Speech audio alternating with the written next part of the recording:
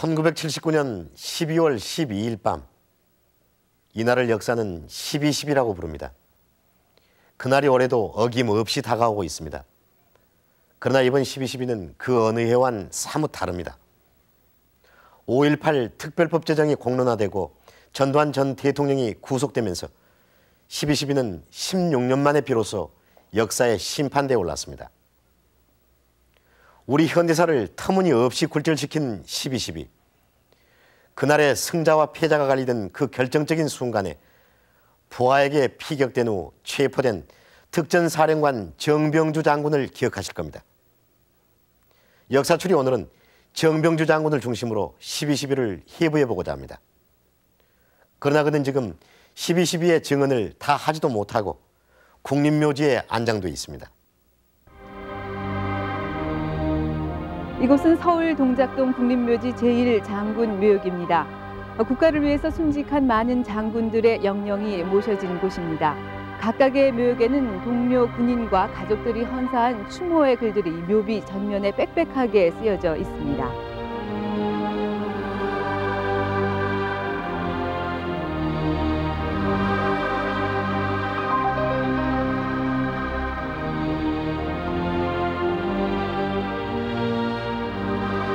그러나 제1장군 묘역에는 이상하게도 비문이 없는 묘비가 있습니다. 바로 12.12 당시 특전사령관 정병주 장군의 묘비로 그가 살아온 60여 년의 세월을 뒤로하고 침묵하고 있습니다.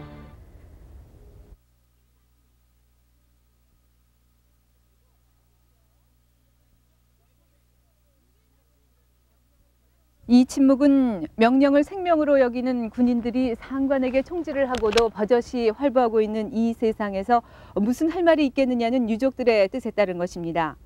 이곳 장군묘역 뒤편 장교묘역에도 침묵하고 있는 또 하나의 묘비가 있습니다.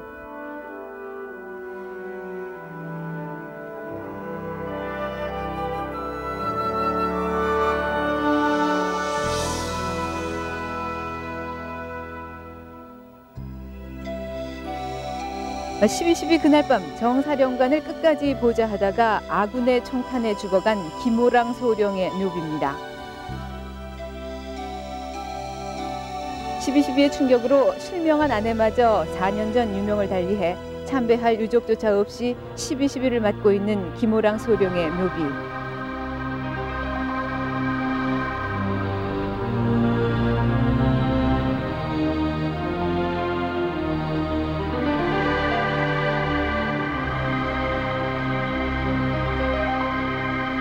정사령관이 생전에 자주 참배를 했다고 하지만 이제 그마저 세상을 떠나 건너편 장군 묘역에서 침묵을 하고 있는 지금, 그들이 이 묘비에 진정 남기고 싶었던 말들은 무엇이었을까요? 국립묘지에 묻혀있는 이 두 사람은 12.12 당시 특전사 사령관과 비서실장이었습니다. 12.12와 같은 비상사태에서 수도권의 병력을 가장 신속하게 동원할 수 있는 육군본부 직할부대는 수경사와 특전사뿐이었습니다. 그중에서도 특수상황에 대한 대처 능력이 가장 뛰어난 공수부대로 구성된 특전사는 여단 규모의 병력으로도 4단 이상의 전투력을 발휘할 수 있는 부대입니다. 이 특전사를 어느 쪽에서 장악하느냐에 따라 12.12의 승패가 결정되는 것이었습니다. 바로 이 특전사의 사령관이 정병주 장군이었습니다. 그러나 그날 저녁 6시 30분 전두환의 초청을 받은 정병주 사령관은 장태환 수경사령관과 김진기 육군 헌병감 등과 함께 연희동에서 주인 없는 만찬을 시작하고 있었습니다. 정병주 사령관은 7시 35분 그 만찬장에서 정승화 참모총장의 납치 사건을 보고받고 8시경 자대로 돌아옵니다. 정 장군, 나 참모차장이요. 합수본부 측에서 총장 공간에 병력까지 투입한 모양인데 뭐 그쪽 병력에는 이상이 없어요? 확인해봤는데 우리 부대에서는 이동 병력이 없었습니다. 그럼 지금 현재 지휘관들은 모두 제자리에 있습니까? 그게 지금 소재를 확인하고 있습니다만 현재 자리를 지키고 있는 건 제9공수여단장 윤은기 준장뿐입니다. 당시 정병주 장군이 사령관으로 있던 특전사령부 이하의 수도권 부대로는 1, 3, 5, 9공수 여단 등 4개 여단이 있었습니다. 그런데 1공수의 박희도, 3공수의 최세창, 5공수의 장기호 여단장은 연락이 되지 않았습니다. 이 시간 그들은 신군부 세력이 집결해 있던 경복궁의 30경비단에 가 있었던 것입니다. 밤 9시 20분경 1공수 여단의 출동 명령이 내려집니다. 전두환 보안사령관이 참모총장 연행에 대한 대통령 재가를 얻지 못하자 출동 명령을 내린 것입니다. 그리고 3공수 5공수 여단장은 돌아가 부대를 장악하라고 하는 지시를 내립니다.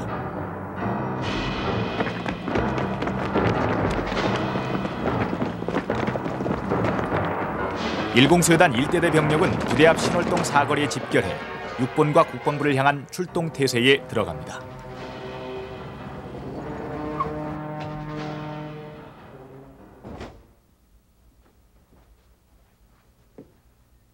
진장!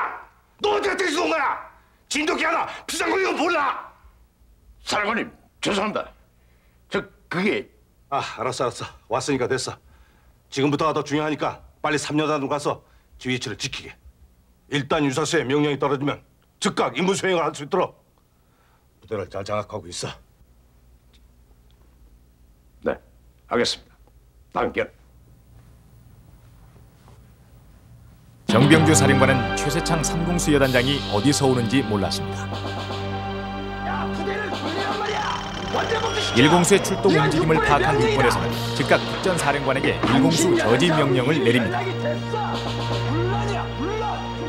특전사령부 정장군이요. 나 참모차장이요. 지금 사태가 급박해요. 1여단의 출동을 책임지고 막으시오. 그리고 정장군, 9공수 여단을 지금 즉시 6번을 보내시오. 네, 알겠습니다. 당시 특전사령사에서 적법한 명령 개통이 살아있는 곳은 9공수뿐이었습니다.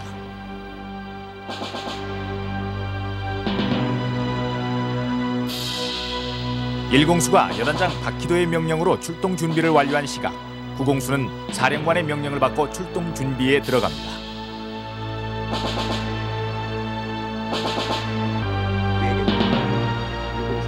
한편 이때 장태환 수경사령관은 1공수의 출동을 저지하기 위해 한강 다리에 차량 바리케이트를 치도록 지시합니다.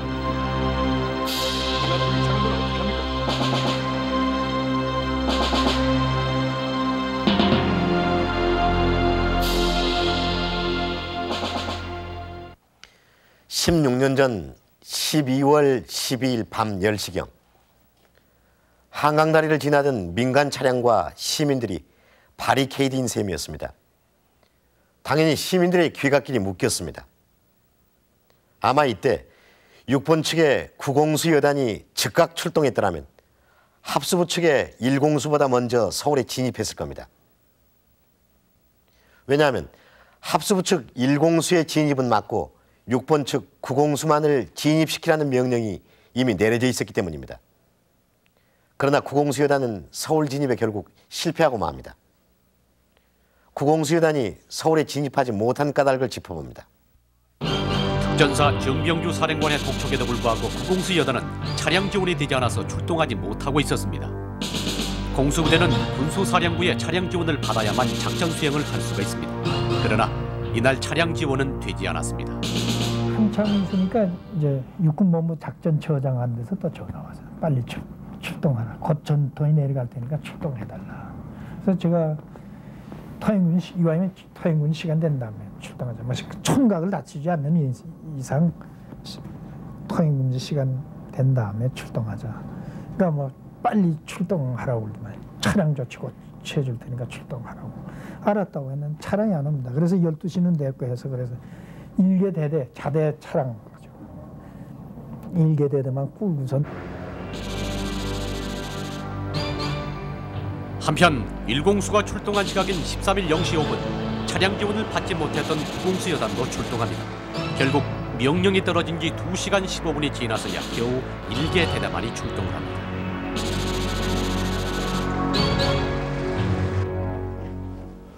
본부장님, 큰일 났습니다. 9공수 여단이 출동을 했습니다. 뭐야? 여기까지 들어오는데 1시간도 안 걸릴 겁니다. 대처를 강구해야 합니다. 맞습니다.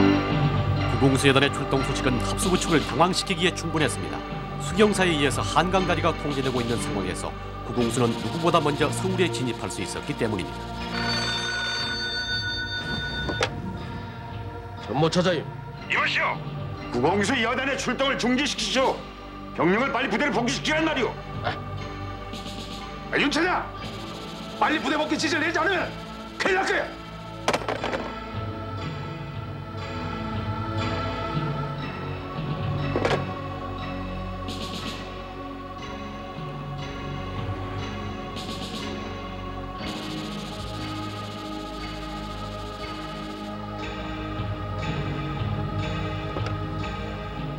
구공수여단 상황실대. 부평에 위치한 구공수여단은 윤성민 참모차장의 명령을 받고 출동한 지 15분 만에 자대로 복귀합니다. 윤성민 참모차장의 회군 명령은 유혈 사태를 우려한 육군본부 측의 고뇌에 찬 결정이었습니다. 사실 이때 구공수가 먼저 서울에 진입했더라면 육본 측이 합수부 측을 쉽게 진압했을지도 모릅니다. 그러나 그 결과는 반대였습니다.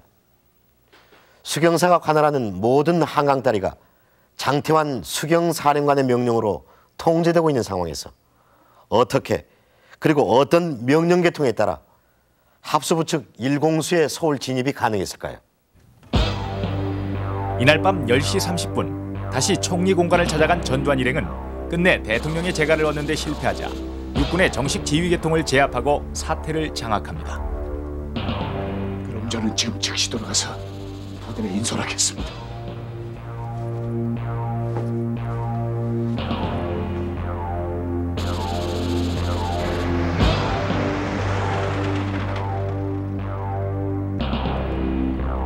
단일 출동 준비 완료했습니다. 이때 1공수의 출동을 저지하라는 정병주 사령관의 명령을 받은 이순길 부사령관이 부천 1공수여단에 도착합니다. 박정구, 나요. 아니 특전사 부사령관께서 왜 여기 와 계시오? 사령관님 지시를 갖고 왔어. 부대 출동은 안 돼요. 병력을 이동하지 마시오. 내가 하는 일을 가로막지 마십시오. 나는 보안사령관의 명령으로 국방부와 육본을 장악하러 가야 합니다. 그러나 박희도 준장의 직속 상관은 특전사령관 정병주 장군이었습니다.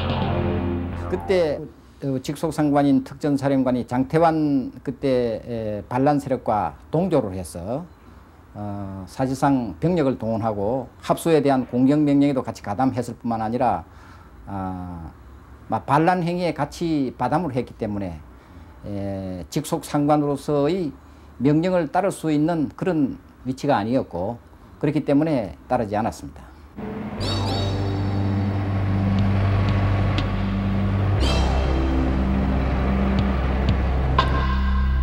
일공수는 직속 상관의 명령을 거부하고 행주대교를 통해 서울에 진입합니다. 행주대교는 수경사 관할 밖에 있어 한강다리 중 유일하게 뚫려 있는 다리였습니다.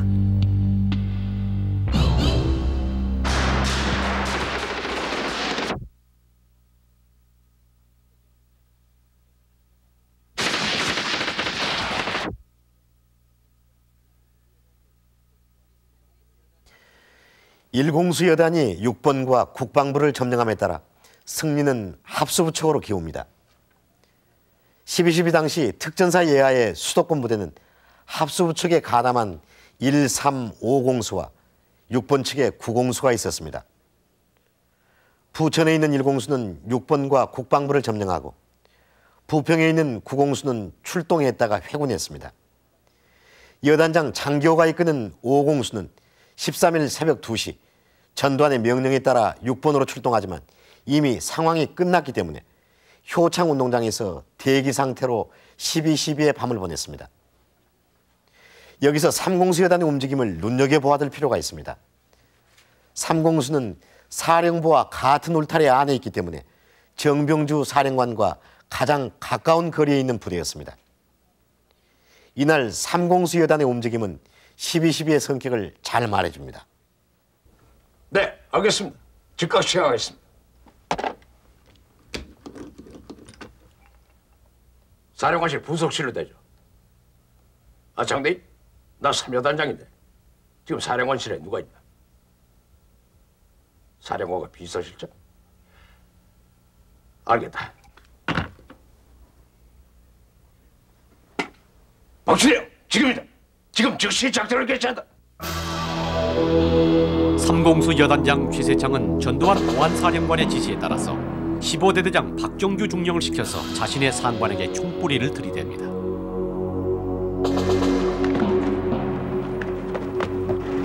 정병주 사령관을 체포하기 위한 병력이 특전사에 도착한 순간 사령관은 조용하기만 했습니다.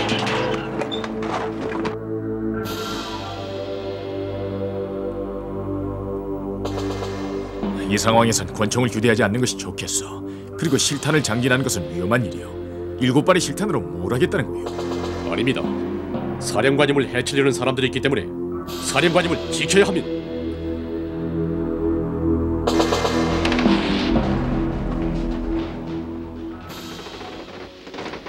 야, 이거 무슨 소리야? 설면 안쪽으로 펴시죠.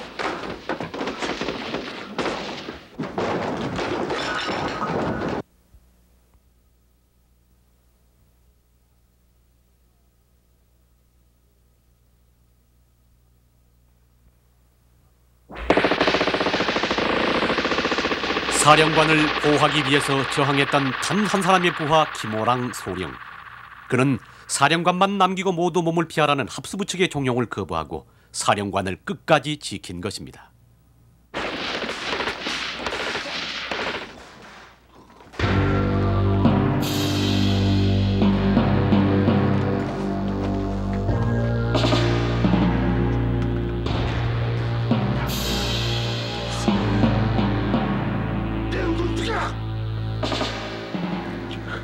사령관님을 체포합니다. 정사령관은 자신을 지키다 숨져간 김호랑 소령을 남겨두고 보안사 서빙고 분실로 끌려갔습니다. 결국 이날 밤 특전사 4개 여단 중 135 3여단은 합수부 측 승리에 결정적인 역할을 했습니다. 정병주 장군의 체포는 12.12가 일부 정치 군인들에 의해 자행된 하극상에 의한 군사 반란이라는 사실을 보여줍니다. 상하 명령체계가 제대로 기능할 때 존재 가치가 있는 군대에서 사조직의 명령을 받아 병력을 출동시켜 직속 상관을 체포한 이날의 사건은 정치 군인 때문에 전군의 명예가 훼손된 대표적인 사례로 남을 것임에 틀림없습니다. 정병주 장군은 직속 부하에 의해 체포되는 치욕적인 하극상을 겪고 80년 강제에 이해편됩니다. 그러나 그의 가슴을 아프게 한 것은 부하들에 의해 치욕적으로 군복을 벗게 된 것만은 아니었습니다. 그는 자신에게 끝까지 충성을 다했던 또 다른 부하의 불행을 지켜봐야 했습니다.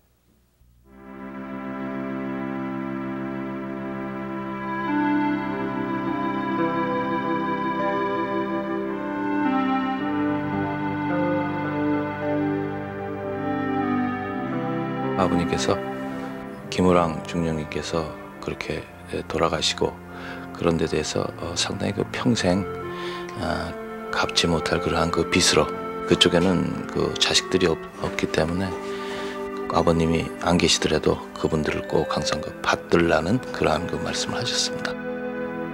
김호랑 소령의 죽음은 정사령관에게 그 무엇으로도 보상 못할 빚으로 남았습니다. 김호랑 소령에게는 부인 백영옥 씨가 있었습니다. 김호랑 소령과 백영옥 씨는 육사 생도와 여대생으로 만나 72년 12월 결혼합니다. 7년 동안의 결혼 생활에 아이가 없었어도 두 사람의 부부애는 남달랐습니다. 이 두 사람의 7년 부부 인연을 12.12가 끊어놓고 말았습니다. 그때 김호랑 소령의 나이는 35. 그 충격으로 실명한 백영옥 씨는 친정 있는 부산에 내려왔습니다. 부산 불교 자비원 상담전화 소장직을 맡아 일하면서 남편의 명예회복을 위해서도 애썼습니다.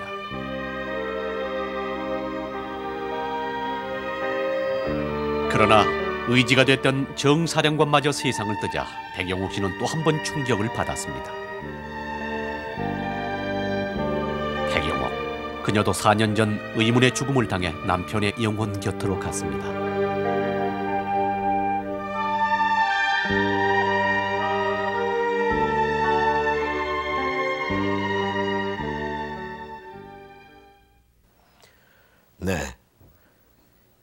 김호랑 소령의 죽음과 그의 부인 백영옥 씨의 죽음. 12.12는 한 개인과 가족의 운명까지 모질게 바꿔버렸습니다.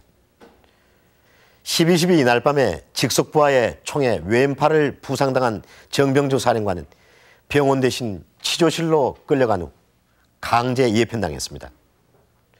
그러나 그는 강제 예편 이후에도 군인 정신을 강직하게 지켰습니다. 때문에 12.12 이후 그의 삶이 결코 순탄하지 않았습니다.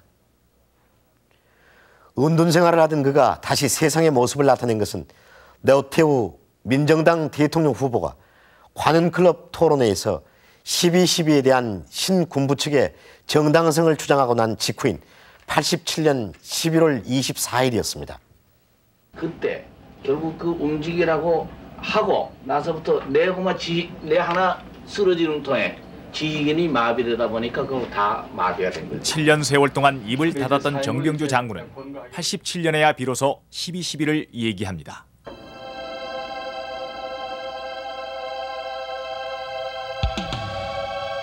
(12.12)의 진상을 밝히기 위한 그의 노력은 당시 김영삼 민주당 대통령 후보의 지원 연설 준비로 이어졌습니다. 그러나 찬조 연설을 하려면 민주당원이 돼야 했습니다. 그는 갈등 끝에 일생을 군인으로만 마쳐야 한다는 평소의 신념을 꺾을 수 없어서 찬조 연설을 포기합니다. 결국 이 연설문은 영원히 유고로 남겨지게 됐습니다. 이때부터 12.12 진상 규명을 위한 노력을 본격적으로 시작하면서 12.12 당시 수경 사령관이었던 장태환 장군 등과 만나 관련 자료를 수집했습니다.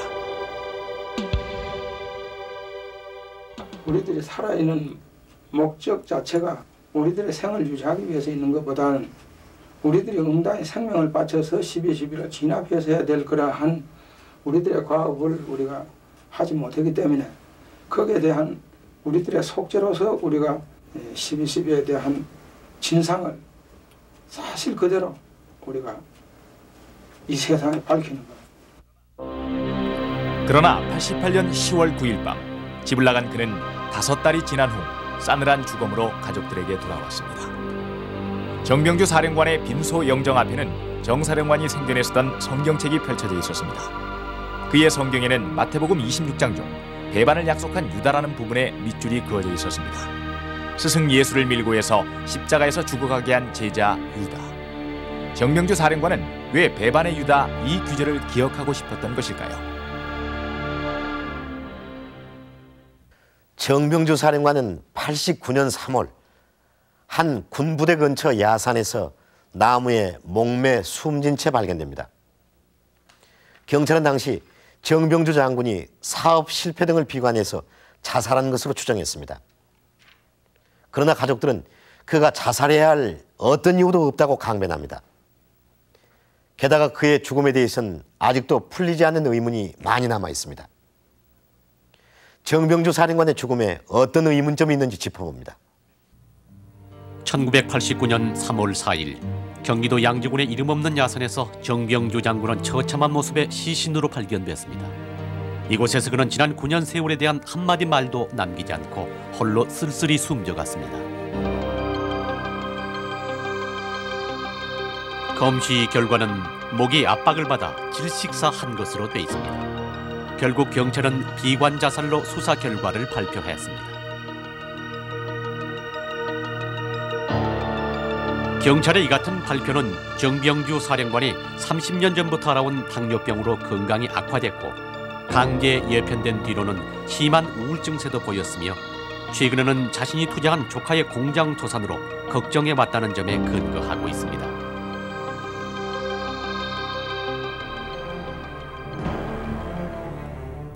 그러나 우리는 여기서 정병주 사령관의 자살에 대한 몇 가지 의문점을 발견합니다. 우선 현장에 사람들이 도토리를 주우러 자주 다니는 곳이고 당시에는 낙엽도 없어 시야가 확 트인 곳인데도 5달 가까이나 사람들의 눈에 띄지 않았다는 점이 의문의 하나입니다. 또한 80kg에 가까운 몸무게의 장성이 나일론끈으로 매달린 나무에 상처기조차 나지 않았다는 점들은 그의 죽음에 대한 의문을 제기하기에 충분합니다. 뿐만 아니라 누구보다 역사의 증인이 돼서 12.12의 진상을 규명해야 한다고 자료 수집에 애써온 그가 유서 한 장도 없이 죽었다는 점은 그의 죽음에 대한 의문을 가중시키고 있습니다.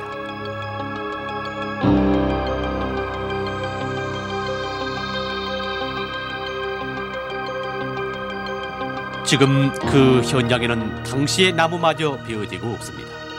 이렇게 정병주 사령관의 죽음의 흔적은 하나씩 사라지고 있습니다. 12.12는 우리의 현대사를 거꾸로 돌려놓는 비극을 낳았습니다. 또한 개인의 운명을 이토록 모질게 바꿔놓기도 했습니다. 지난 16년 동안 12.12에 대한 명칭은 우발적인 사건에서 쿠데타적인 사건으로 다시 군사 반란으로 바뀌어왔습니다. 그동안 진상규명이 되지 못한 채 정치 군인들에 의해 미화되고 거짓 포장되어 왔던 12.12가 지금 역사에 의해 해부되고 있습니다.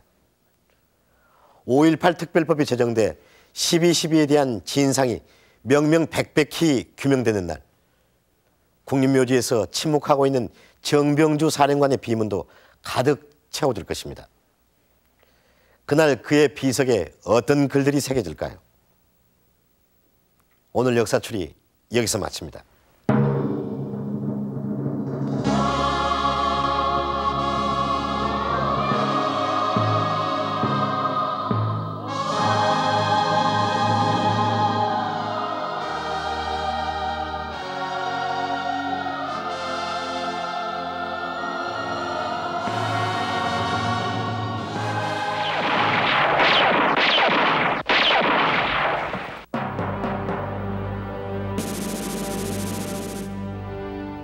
국무회의의 의결을 거쳐 대통령 긴급조치 제9호를 1979년 12월 8일자로 해제한다.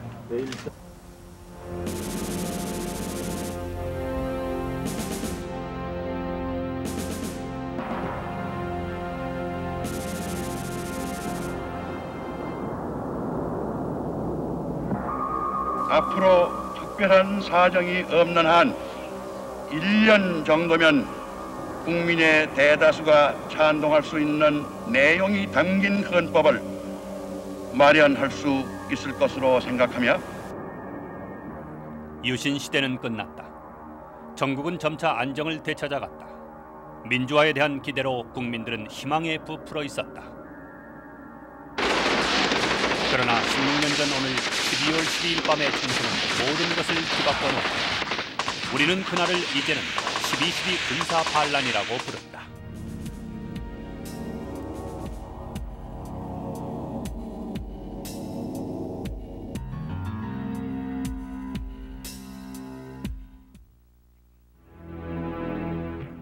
지금은 평범한 가정집으로 변한 연희동의 한 주택.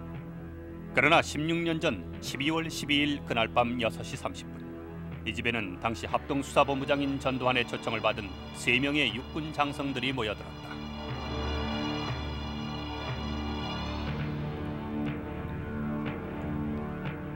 바로 그 시각 경북궁에 있는 수도경비사령부 30경비단장실에도 12명의 육군 장성들이 집결했다. 국방부 군수차관보 유학성, 3군사령부 예하 1군단장 황영시, 3군사령부 예하 수도군단장 차규환, 3군사령부 예하 구사단장 노태우, 3군사령부 예하 24단장 박준병, 3군사령부 예하 71 방위사단장 백운택, 특전사 예하 1공수여단장 박기도, 특전사 예하 3공수여단장 최세창, 특전사 예하 5공수여단장 장기호 등이었다. 이들은 보안사령관 비서실장 허화평과 수경사 33경비단장 김진유, 수경사 30경비단장 장세동의 안내를 받고 있었다. 연희동 비밀요정과 경복궁 30경비단장실로 각각 육군 장성들을 불러 모았던 전두환 보안사령관 겸 합동수사본부장은 그러나 정작 그 시각 이학봉 합수부 수사 1국장을 대동하고 최규하 대통령이 있는 총리공관에 가 있었다.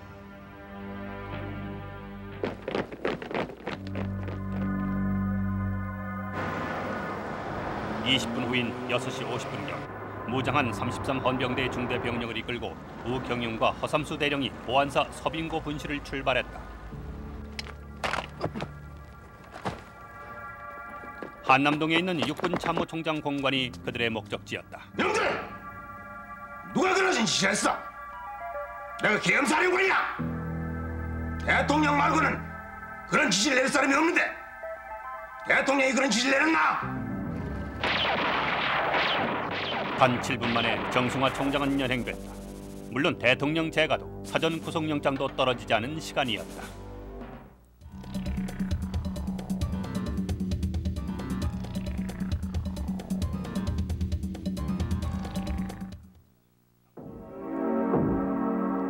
당시 정승화 총장의 혐의는 연행하지 않을 수 없을 만큼 강력했다는 것이 합수부 측의 주장이다. 대통령 유고를 김재규가 며칠간, 3, 4일간, 3일간 보안 유지하고 비상계엄령은 적극 선포하자. 이렇게 했을 때 군 수뇌부에서 다 반대했습니다. 그때 아무 말도 안 한 사람이 정승화입니다. 왜 안 했느냐 이겁니다. 그거는 김재규가 그렇게 제안을 했고 김재규가 말한 대로 육군본부 방카에 들어와서는 말한 대로 거의 아까 1, 2단계, 2단계까지는 거의 본인이 전부 다 도와주고 있었습니다. 그런데 아까 이제 체포 지시할 때 내 그 이야기도 왜 그 이야기를 안가에 모시두라 했냐는 거, 그 부분도 정상은 마지막까지 김재규에 대해서 미를 못 버리는 상황 아닙니까? 그리고 그날 국무회의에 우리가 거꾸로 생각한다면 국무회의에 자기가 김재규하고 궁정도에서 그렇게 있었노라 이런 이야기를 국무에서 자기가 한마디만 이야기가 나왔다 할 것 같으면 국무에서 자기를 계엄사령관 시키겠습니까? 보안사가 이제 합동수사본부가 12.6 사건에 대한 조사에 손을 띈 것이 한 달 전이고 이미 군법회의도 다 사실심의까지 끝난 마당에 아무데도 그러한 증거도 없고 사실도 없는데 재판을 받는 그 12.6 사건 일당들의 진술에서도 아무것도 그런 게 없었고 또 그 이후에 그러한 사실이 드러난 것이 아무것도 없는데 계엄사령관이고 참모총장인 나를 연행해야 할 일이 어디서 뭐로 새기겠습니까? 예. 이게 완전히 허위 날조입니다.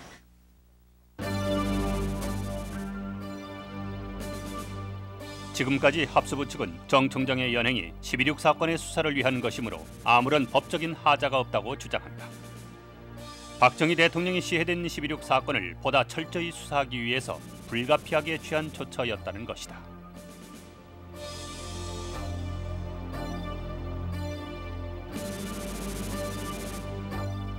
그때 시해 사건에 대한 수사권은 대통령의 사정 결재를 받지 않아도 되는 합수부장의 포괄적인 고유 권한이었습니다. 대통령 시해 사건의 수사를 맡은 책임자가 그 사건의 용의선 수사하는 데 있어서 하극상이라는 용어는 땅치도 않습니다. 비록 용의를 벗었다고 해도 당시엔 용의가 현저했고 수사한 결과가 아니고서는 도저히 벗어날 수 없는 용의자였습니다. 일단 용의자로서의 지목되면 지위의 고하를 물을 수가 없습니다. 상관인이 하위자니 하는 관계는 없어지고 용의자와 수사 책임자의 관계만이 남게 되는 것입니다. 그분은 참모총장이고 계엄사령관입니다. 그분이 만일에 어떤 혐의가 있다고 하면은 그건 이제 말씀대로 내한테 보고를 하고 그렇죠. 그렇게 해가지고 이제 그 적절한 그 시간을 택해서 밤에 할 게 아니고 낮에 어떻게 한번 조사를 받을 수가 있는 겁니다. 그렇게 하면 되는 겁니다. 그런데 정성화 장군은 사실은 그 전에 12.6이 일어나고 난 직후에 29일에 조사를 다 받았습니다. 그 사람은 다 받아서 그게 다 들어가 정리가 다 되었어요. 그런데 그렇게 해야 되는데 밤에 이제 그렇게 일어났다고 하는 것은 그건 대단히 잘못된 일입니다. 더구나 장조가 두 사람이 말이죠. 자병을 데리고 무장을 해가지고 거기에 들어가서 그렇게 했다는 건 그것은 생각할 수 없는 일이라고 난 봅니다. 합수부 측이 주장하는 수사권의 발동에는 군 통수권과 군 지휘 계통을 문란시켜서는 안 된다는 조건이 붙는다. 더구나 비상계엄하에서 모든 행정과 사법 업무를 관장하는 계엄사령관을 연행하는 것은 계엄 업무 자체는 물론 대통령의 군 통수권 행사에도 직접 영향을 끼치는 중대 사안이다.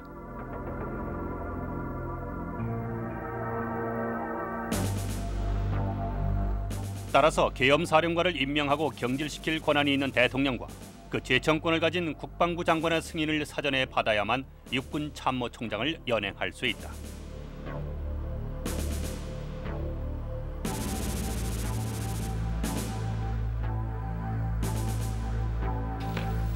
대통령의 재가가 나기 전에 행동이 먼저 일으켜지고 연행이 먼저 됐다 그러는 것은 이것은 잘못된 것이다.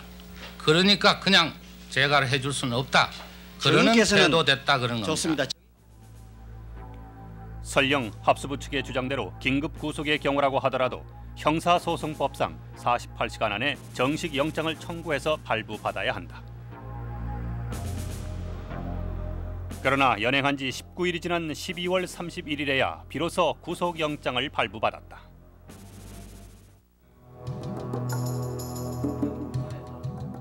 지난해 검찰은 1년 5개월 동안에 걸쳐 진행한 12.12 수사 결과를 발표했다. 그 기록에 의하면 대통령의 사전 승인 없이 정 총장을 연행한 것은 직속 상관에 대한 하극상이며 대통령의 군 통수권을 침해한 위법 행위라는 결론이다.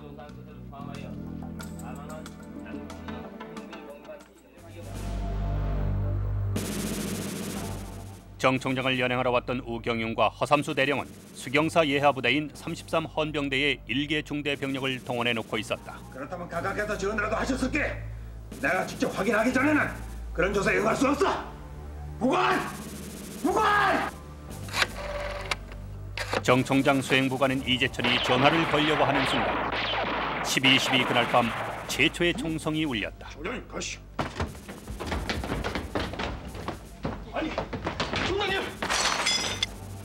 그때라 공관 정원에서 현관에서 총성이 연이었다. 빨리 따라오지 않고 뭘 꾸물냐? 그 와중에 정 총장을 연행하러 왔던 우경윤 대령이 피격되어 합수부 측의 첫 부상자가 됐다.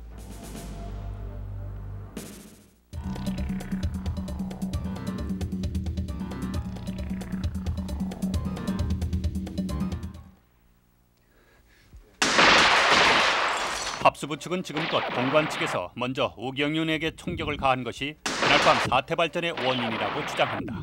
허대령하고 나하고 양쪽 이렇게 팔을 꼈어요. 이렇게 팔을 끼고 일어섰어요. 부관 뭐 경비병, 헌병 뭐 이리 막 소리 지르고 부르시더라고요. 그런데 소리가 나니까 소리를 지르니까 애들이 하나 둘 사복 입은 놈, 군복 입은 놈 뭐 하나 둘 이렇게 몰려들어. 지금도 내 생각하기에 걔들이 무장을 했었다고 생각되진 않아. 한 7, 8명 이렇게 된 것 같아. 7, 8명씩이요? 7, 8명 된 것 같은데 헤아려 보진 않았어. 너무 많다 싶어. 그래서 총장 팔을 놨어요, 내가. 허대령 잡고 있는데 내가 놨어요. 놓고 자 이놈들 나가라고 소리를 질렀어요. 소리를 지르면서 그놈들한테 막 다가가니까 걔들은 나가대. 그래 애들은 몰고 이 밖으로 내보내니까 이놈들 이리 가더라고. 이리. 그래서 난 이렇게 나갔어. 밖에 여기 봤는데 총소리가 났어. 난 넘어졌어. 여기서 쓰러졌어. 수행원 두 사람이 당시에 부관과 그 방에 있던 제 경호장교 김인선 대위는 권총을 차고 있어요. 나머지 무대 한 사람이 실내 없죠. 그 두 사람을 권총으로 두 사람의 수사관이 사격을 가해서 부관은 한 발을 맞고 쓰러졌고 그 경호장교는 세 발을 맞고 쓰러졌어요. 그 총성이 나자마자 바깥에서 M16 소총인들 한 총을 연발로 여러 방 공포를 쏘면서 그 중에 한 사람이 총장 그 거실에 유리창을 깨고 안으로 들어오던 저한테 총을 들이대고 가져봐 갔겠지 왜 울지를 하냐 하고 총을 들이대었습니다. 그 첫 총소리 날 때 우경윤과 허삼수 두 사람은 양쪽에 내 팔을 붙잡고 총장이 가시죠 가시죠 붙잡고 일으켰습니다. 그 순간까지는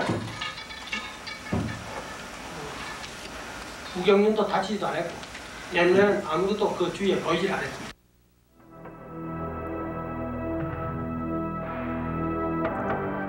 검찰 조서는 이 부분을 자세히 밝히고 있다. 공관 경비대는 이미 합수부 측에 제압됐고 아무도 총을 쏠 수 없는 상태였다.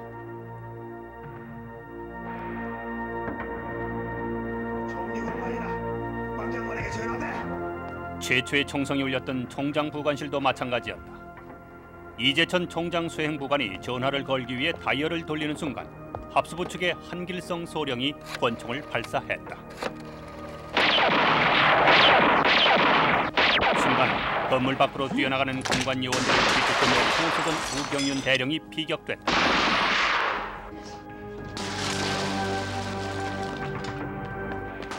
이미 공관 측 요원들이 무장 해제된 상황에서 우경윤 대령의 피격은 합수부 측의 오인 사격일 수밖에 없다는 결론이다. 13헌병대 1개 중대병력 합수부 측은 지금까지 12.12는 정 총장 측의 순재 사격으로 인한 우발적 사건이라고 주장해왔다. 그러나 검찰 수사 결과 먼저 사격을 한 것은 합수부 측이었고 더욱 중요한 것은 총장 연행이 치밀하게 계획됐다는 점이다.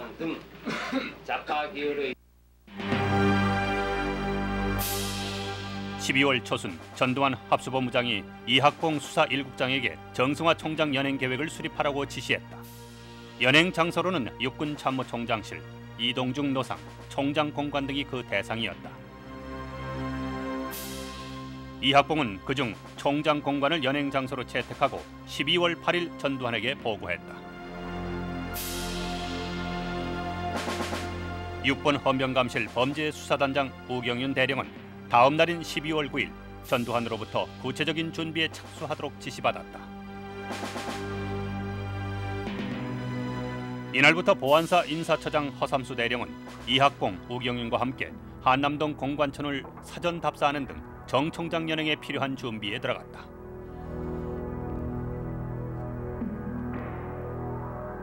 그 과정에서 전임 6번 헌병대장으로 총장 공관 상황을 잘 알고 있던 성환옥 대령을 가담시켰다.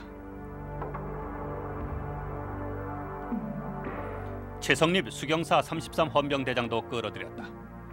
33 헌병대 1개 중대 병력을 무장시켜 공관촌 경비 병력의 저항을 차단하기 위한 목적이었다. 검찰은 이처럼 무력까지 동원된 상태에서 치밀하게 계획된 사건이라고 결론 내렸다.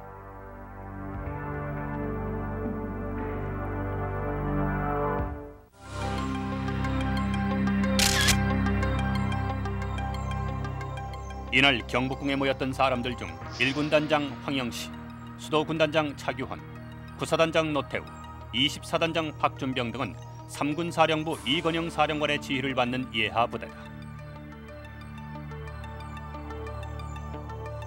30경비단장 장세동과 33단장 김진영은 수도경비사령부 장태환 사령관의 예하 부대다. 1공수여단장 박희도, 3공수여단장 최세창, 5공수여단장 장기호는 정병주 특전사령관의 지휘를 받아야 한다. 그런데 12.12 그날 밤 지휘 계통상 전두환 합수본부장과 아무런 연관이 없는 이들은 왜 경복궁에 모였던 것일까?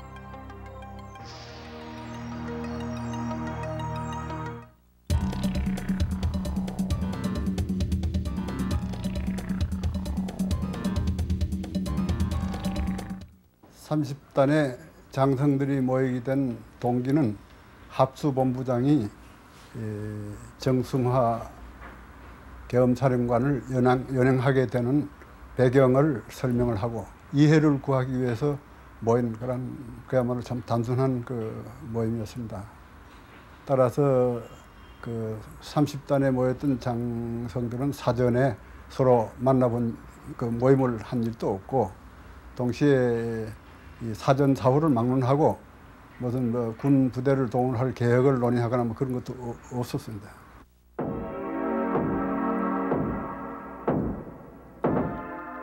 그러나 이날 경복궁에 모인 12명의 장성들은 모두 전두환이 이끌어온 군내 사조직인 하나회 회원이거나 하나회 후원자들이었다.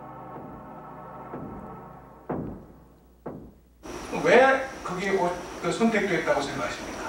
그거는 원래 평상시에 오랜 세월 동안 전두환 장군하고 내가 가까운 사이에 있었어. 하기 때문에 내가 볼 때는 전두환 장군께서 육군 총장의 수사에 불가피성을 얘기하기 위해서. 예. 그러면 그 당시에 거기 모이신 분들은 증인처럼 다 가까운 분들만 주로 모였겠구만. 그렇죠. 대충 가깝죠. 전두환, 노태우 두 전직 대통령을 지난해 검찰은 이날의 경복궁 모임이 사전에 치밀하게 준비된 것이었다고 밝혔다. 공간에서 현장 확인했지만 실황 조사를 실시하고 그 주요 지휘관들을 전두환 장군이 말이요. 술집에다가 초대를 했다거다. 그 어디 나와 있는 거 있죠? 장태환 장군이나 그때 계엄사 참모장이나 말이요. 몇 명 갖다 초대해가지고 자기들 그 지휘관들 갖다가 뭔가 어디 말하자면 격리시켰죠, 그렇죠? 그래가지고 이제 자기들이 그 행동을 직시 못하도록 말이요. 이런 거나 우리가 이 사람들 사전에 그런 생각까지 한 거 보면 말이야. 우리가 이 계획을 아주 면밀히 짠 거예요. 이 사람들이 말이야. 검찰 수사에 따르면 12월 7일 전두환과 노태우가 회동하여 12월 12일을 거사일로 결정했다.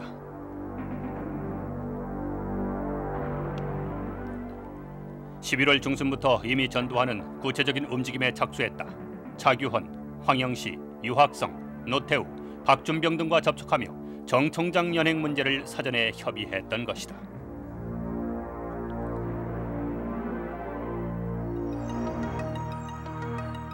저항할 가능성이 있는 군 지휘관들을 격리시키기 위해 보안사령관 비서실장 허화평의 주도로 연희동 만찬이 만들어졌다.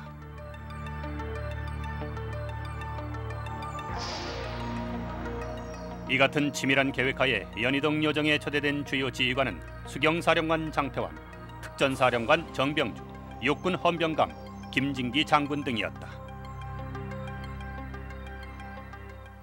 그러니까 12월 12일 오후에, 그러니까 오후면 군대 용어로는 13시서부터, 그러니까 우리로 말하면 오후 1시서부터 오여단에서 사령부에 있는 각 여단장, 전 여단장급 이상 작전회의 겸 시범이 있었습니다.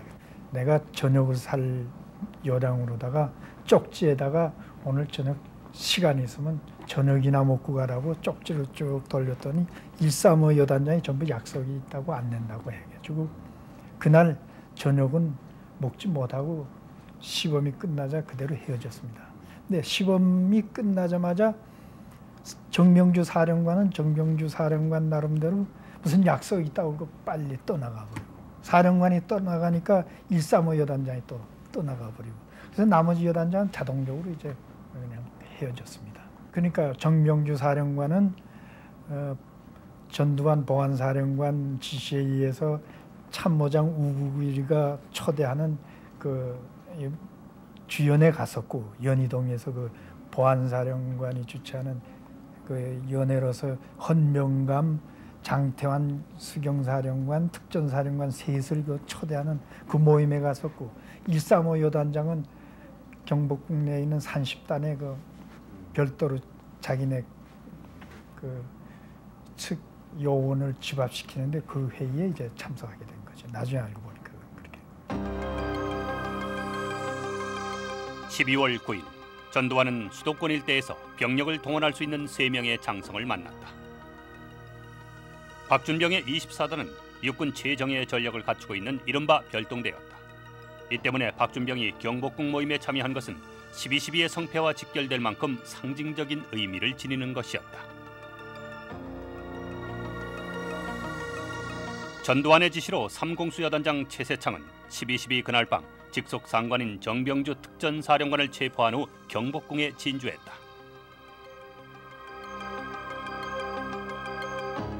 오 공수여단장 장기호 역시 그날 밤 병력을 이끌고 효창운동장에 진주했다.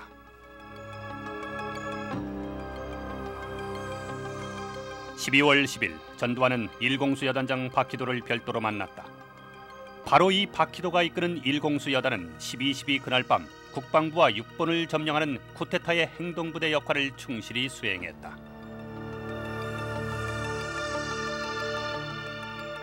이처럼 치밀하게 계획됐던 경복궁 모임은 병력 동원을 결정하는 등 반란군의 지휘부 역할을 했다는 것이 검찰의 결론이다. 현재도 검찰은 이 점에 대한 수사에 집중하고 있다.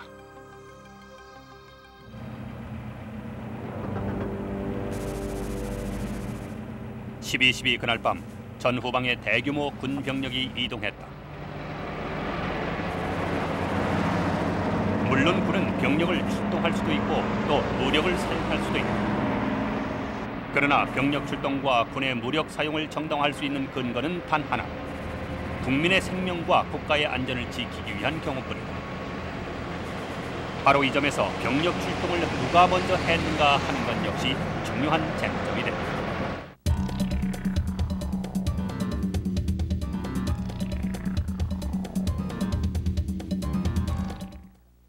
출동 준비를 했다가 자동차를 탔다가 내렸다가 한 그와 같은 일은 있었지만 나간까지는 내가 보고받은 일이 없어요. 그래서 병력이 최초로 출동한 것이 밤 12시 한 15분 이후에 그때 당시의 이 상황이 11시 상황이 황 총장님도 말씀하셨지만은 합수부에 대한 공격 명령이 내려져 있었고 또한 구공수가 출동한 상태였고 그리고 노재현 국방장관은 행방이 묘연하고 지휘체제가 사실상 마비된 상태이기 때문에 또 적현 쪽에서는 사실상 병력을 동원해서 거의 이 견 쪽을 공격하려는 내란 상태가 아니냐. 그래서 이것을 제압하기 위해서는 부득이 이 병력을 출동해가지고 노재현 국방장관을 찾아서 이 사태를 해결해야 되겠다 하는 그런 결심에서 출동을 했습니다. 그건 말이 안 되죠. 그러면 1여단장이 경복궁에 가 있었고 저는 9여단에 그대로 있었고 정병주 사령관으로부터 출동 준비 지시 받은 것이 9시 제가 볼 땐 지나서가 아닌가 이렇게 생각하는데 그 확실한 시간은 없지만 근데 자꾸 출동을 빨리 해달라고 육군본부에서도 말하기 때문에 저는 통행금지 시간 된 다음에 행동을 개시하겠다. 그 이유는 그때는 통행금지가 있기 때문에 통행금지 시간 내에 차량 한 100여 대 이상이 쭉 이동해 가게 되면 그 시민들 보는데도 좋지 않고 그래서 또 통행금지 돼야만 또 들어가기도 좋고 그래서 통행금지 시간 된 다음에 들어갔다는 걸 고집했죠. 근데 차량이 안 나옵니다. 그래서 통행금지 시간은 됐고 그래서 제가 1계대만 끌고서 제가 먼저 간 겁니다. 나머지는 참모장 보고 차량이 도착하는 대로 나머지 병력을 육군본부로 보내라 하고서 제가 먼저 1계대를 끌고 출발한 것이 바로 12시 통행금지 시간 된 다음에 출발한 겁니다. 육본과 합수부 측은 밤 9시를 기해 각각 병력 대결에 들어갔다. 그러나 특전사에서 적법한 명령 계통이 살아있는 곳은 윤흥기 장군의 구공수뿐이었다. 막상 상황이 전개된 그날 밤 특전사의 135 공수여단장 박희도, 최세창, 장기호와 9사단의 노태우, 24단의 박준병, 34단의 박희모가 모두 합수부 측의 병력을 동원했다.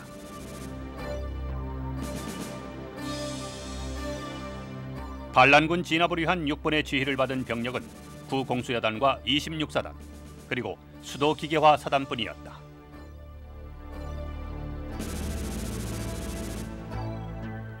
일공수여단의 작전 보고서에 따르면 박희도 여단장으로부터 출동 명령을 받은 것이 9시 45분이었다. 일공수가 여단장 박희도의 명령으로 출동 준비를 완료한 지 10분 후 구공수는 육본의 명령을 받고 출동 준비에 들어갔다.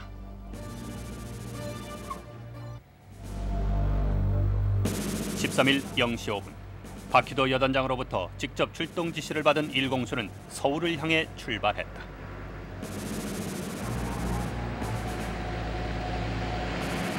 한편 그 시각 차량을 지원받지 못한 채 구공수 여단도 1개 대대 병력만으로 출동한다. 그러나 15분 만에 6번의 지시 변경으로 구공수는 자대로 회군했다.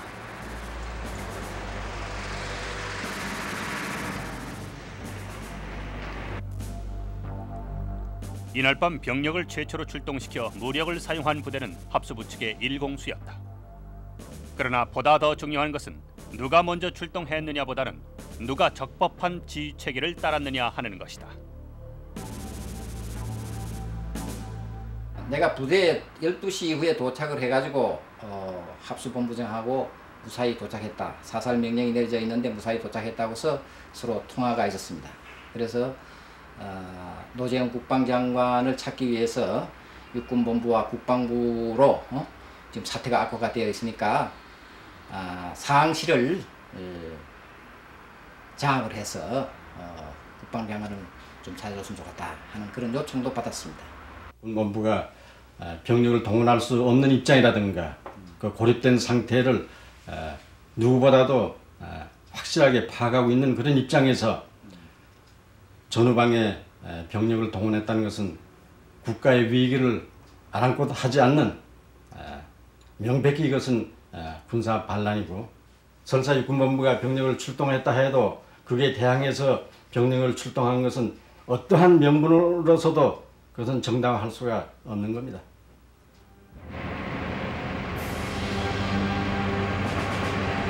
군 조직의 생명은 일사불란한 지휘 체계에 있다. 그러나 12.12 그날 제대로 된 군대라면 생각할 수도 없는 일들이 도처에서 벌어졌다.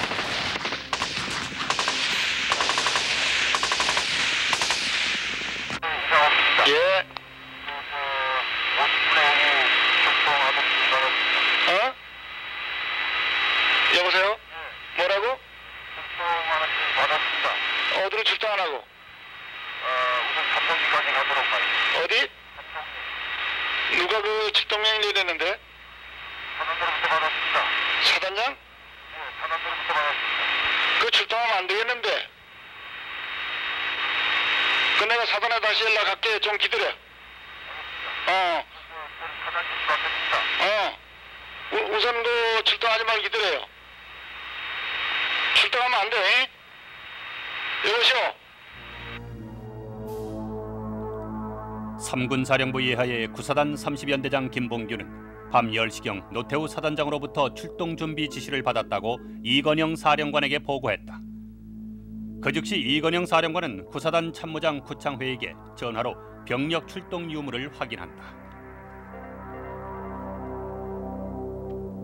안 돼? 예.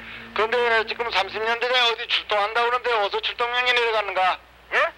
구사단 30년대 어디 출동하는 모양인데 어디 출동시키는가? 연대 출동 안 합니다. 근데 뭐 어디 출동한다고 그러는데 무슨 소리야? 연대가 말입니까? 연대 출동 안 합니다.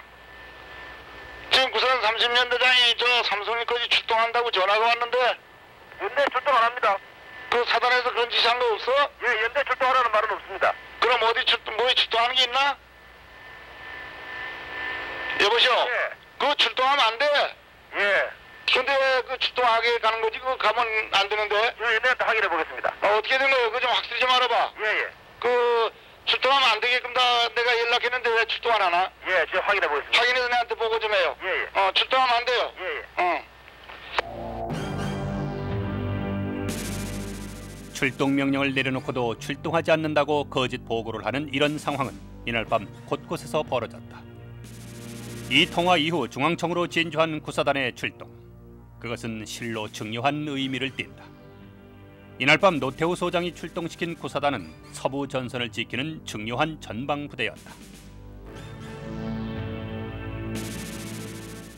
구사단 병력의 동원은 노태우 이 사람의 명령에 의해서 동원이 되었던 것이 사실입니다. 또 이 자리에서 분명히 밝힙니다마는 전방의 위험한 상태를 그대로 놔두고 그 병력을 동원하지는 결코 안 했습니다.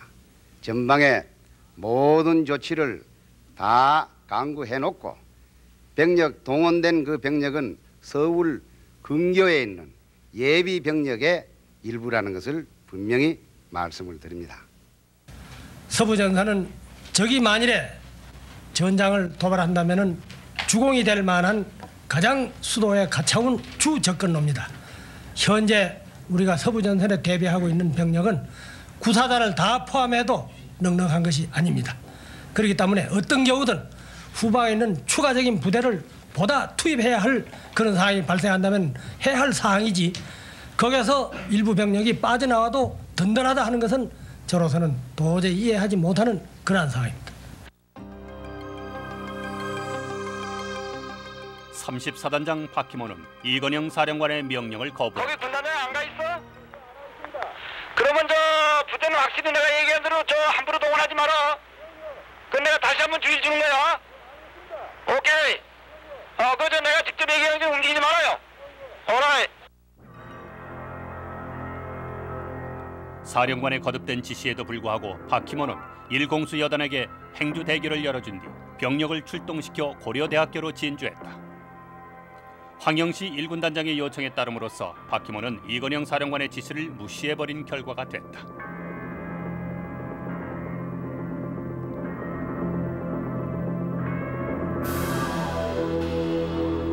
정상지휘 체계는 마비됐고 군의 심장부라고 불리는 6번과 국방부가 유린당했다. 병력 이동과 함께 합수군이 일본의 주요 지휘관들을 체포하기 위해 병력을 투입했다. 그 시각부터 자신의 상관에게 총을 겨누는 갖가지 하극상이 발생했다. 첫 대상은 특전사령관 정병주였다.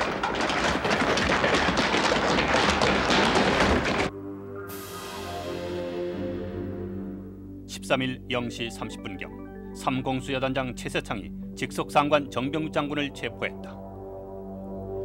합수본부장 전두환의 지시에 따라 최세창은 박종규 중령을 움직여 자신의 직속상관에게 총을 들이댔던 것이다. 전두환의 지시를 받은 수경사 헌병단장 조홍에 의해 장태환 수경사령관도 체포됐다. 새벽 3시 40분경이었다.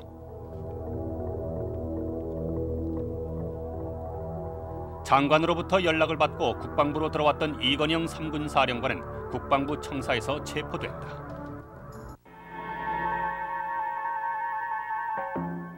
12.12 그날 밤 6시 30분경 전두환은 최기화 대통령을 찾아가 정 총장 연행 재가를 요청했다. 그러나 2차례에 걸친 요구에도 불구하고 국방부 장관을 통해 정식 절차를 밟으라며 최기화 대통령은 끝내 재가를 거부했다. 13일 새벽 4시 10분경 노재현 국방부 장관의 사후 재가를 받은 전두환은 다시 대통령을 찾아갔다. 웬만한 사태 수습을 위해 재가를 하는 것이 좋겠다는 노 국방의 건의에 따라 최기화 대통령은 정 총장 연행을 마침내 재가했다. 정승화 총장이 연행된 지 무려 10시간이나 경과한 후였다.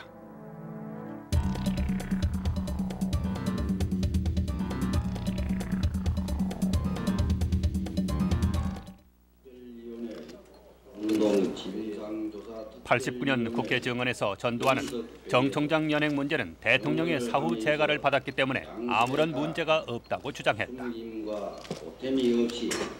사실 그대로 말하고 결제를 하고 싶은 생각이 없었습니다. 네. 없었는데 그건 확실해요. 그래 가만히 앉아서 생각을 해보니까 무슨 생각이 났는가 하게 되면은 결제를 해야 되겠다고 하는 생각으로 바뀌었습니다. 바뀌었죠. 네. 왜 그런가 하면은 이 사건이 더 이상 확대돼서는 안 되겠다고 하는 그런 생각이 머릿속에 들었고 결제한 것이 그렇게 큰 문제가 될 것 같지 않다 이렇게 생각했습니다. 그럼 왜 그런가 하면은 이미 다 이루어졌는데 결제를 뭐 1시간 뒤에 하나 뭐 그 다음날 하나 말이죠. 불법은 다 결제 마찬가지다. 그 자체가 늦게 하고 빨리 하고 해서 뭐 그게 합리화되고 그렇게 알 것이다. 그렇게 생각했기 때문에. 알았습니다. 이번 검찰 수사에서 노재현 전 국방장관은 당시 강압적인 분위기에서 재가를 건의했다고 진술했다. 12일 밤 8시 20분경 합수부 측의 지시를 받은 정동호와 고명승이 정리공관 경호대를 무장 해제시키고 병력을 교체시켰다. 그때부터 이들이 외부 인사 출입을 통제했다. 뭔가 조치를 취해야 되겠다 하는 생각이 들었어요. 그래서 만약의 경우에는 보안사령관을 체포해야 되지 않겠는가 하는 그런 생각까지도 해서 마음의 준비를 시키고 각오를 다짐시키기 위해서 또 한 번 이제 총리공관에 있는 구정길 중령을 불러서 나의 각오를 전달해서 또 구정길 중령의 각오를 다짐을 이제 받게 된 거죠. 그런 사이에 벌써 근 2시간이라는 이제 시간이 이제 사건이 발생해서 됐죠. 그런 이제 상황 속에서 저쪽에서는 처음부터 이제 외곽을 포위하고 있다가 어느 시점에서 이제 완전히 총리공관을 차단을 하고 또 봉쇄해버린 거죠. 9시 30분경 1차 요청을 거절당했던 전두환은 차기원 수도군단장, 황영시 1군 단장, 이확성 국방부 군수차관보 등을 대동하고 총리공관을 찾아가 재가를 요청했다. 이번 검찰 수사에서 당시 6번 관계자였던 김광혜 씨는 전두환 합수부장이 총으로 대통령을 협박했다는 얘기를 합수부 측 관계자로부터 들었다고 진술했다. 이는 더욱 철저한 수사 사항이 남아있다는 것을 의미한다. 그러나 지금껏 합수부 측은 대통령의 사후 재가를 받았으므로 정 총장의 연행은 법적인 하자가 없다고 주장한다. 반면 현재 검찰은 자의에 의한 재가가 아니라 병력을 배치한 강압적 상태에서 대통령이 사후 승인을 했다면 내란죄에 해당한다고 규정짓고 이 부분을 밝히기 위한 수사에 집중하고 있다.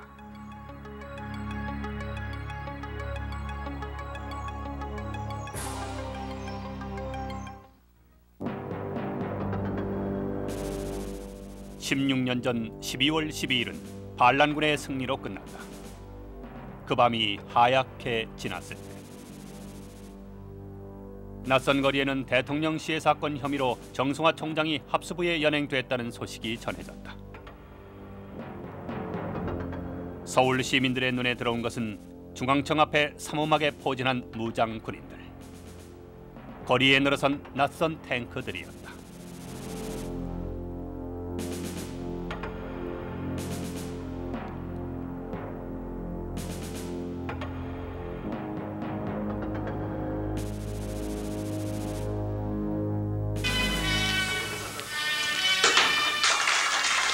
승리의 도취감에 축배를 들며 쿠데타의 주역들은 비로소 안도의 한숨을 내쉬었다. 폭력적인 힘으로 모든 민주화 일정을 짓밟고 군권을 장악한 신군. 그들의 12.12 군사 반란은 정권 탈출을 위한 전주곡에 불과했다.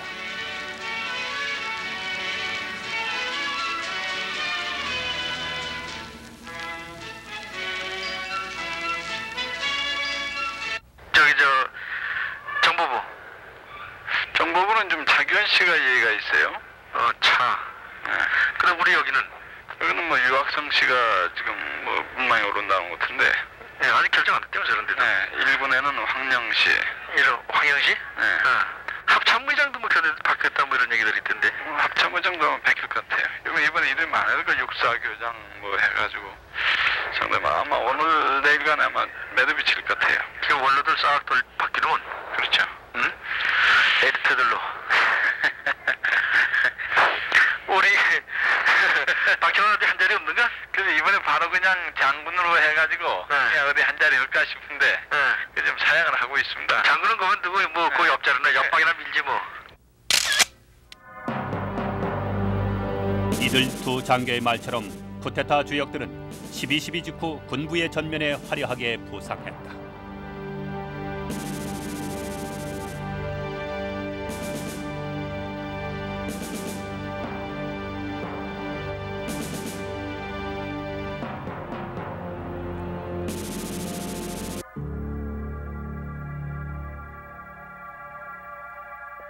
그러나 16년이 지난 지금 비록 뒤늦었지만 쿠데타의 주역들은 역사적 심판을 받게 됐다. 지난 세월 동안 군사 독재의 억압 아래 고통과 슬픔, 분노와 좌절의 시대를 살았던 과거를 이번 기회에 깨끗하게 청산한다면 우리는 비로소 미래를 볼 수 있을 것이다. 그러므로 12.12에 대한 철저한 진상규명은 과거 청산의 첫 단추를 채우는 작업이자 참된 내일을 위한 출발점인 것이다.